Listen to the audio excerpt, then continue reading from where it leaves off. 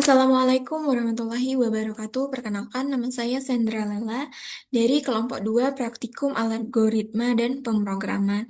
Jadi di video ini saya akan menjawab pertanyaan Lamsol, yaitu nomor 2. Dengan soal, buatlah program C++ untuk menghitung kombinasi dan permutasi menggunakan fungsi rekursif dan dengan ketentuan N itu sama dengan angka pertama, di mana N itu sama dengan absen ditambah 5. Terus untuk R1 itu angka kedua, di mana R1 itu absen itu modulo 3 ditambah 2. Terus R2 angka ketiga, di mana R2 itu absen modulo 4 ditambah 3. Contoh kalau kita ngimputin 7, dia akan muncul C itu. Kayak gitu.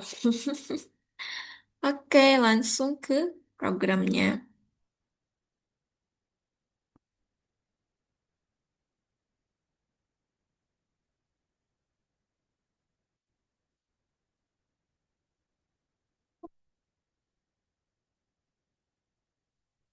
Azan kita berhenti.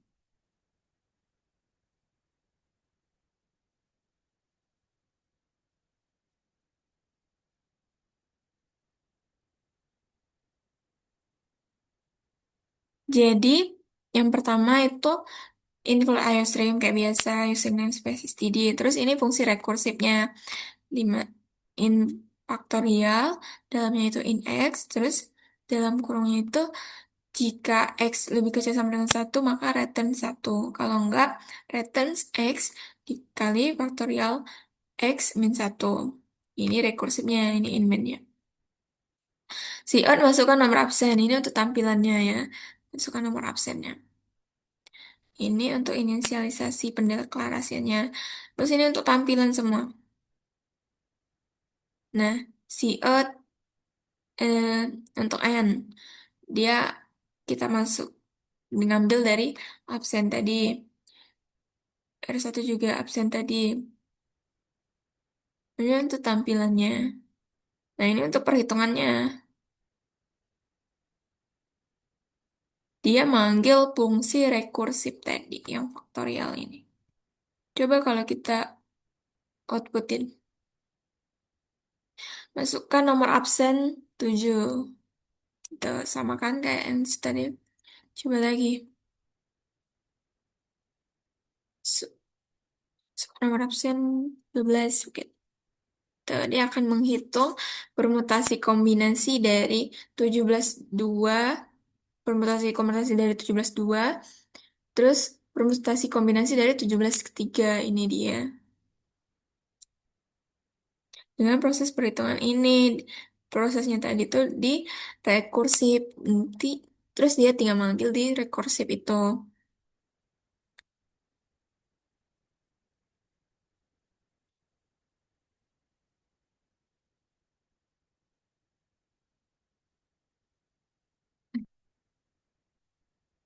Nah, ini untuk pseudocode sama aja pseudocode-nya.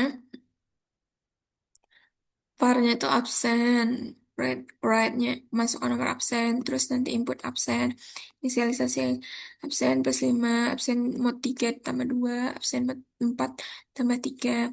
Terus ini tampilannya yang nanti akan mengambil dari faktorial tadi kan.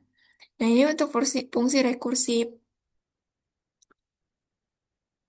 Deskripsinya ini deskripsi per barisnya ya. Pertama itu untuk menginput library.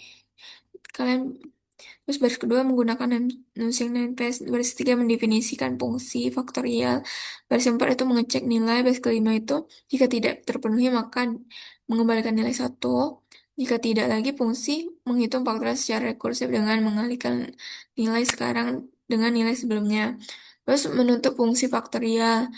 Nomor 7 itu menutup fungsi 8 memulai program utama, mendeklarasikan variabel, menampilkan pesan, membaca nomor, menghitung nilai N, nilai R1 dan R2, menampilkan hasil perhitungan, menampilkan sebagian proses, terus ini R1, R2, R2, Terus menampilkan penanda, menampilkan awal perhitungan, hasil perhitungan, awal perhitungan, hasil perhitungan dari permutasi kombinasi yang tadi sampai ke menutup program utama dan mengakhiri eksekusi program.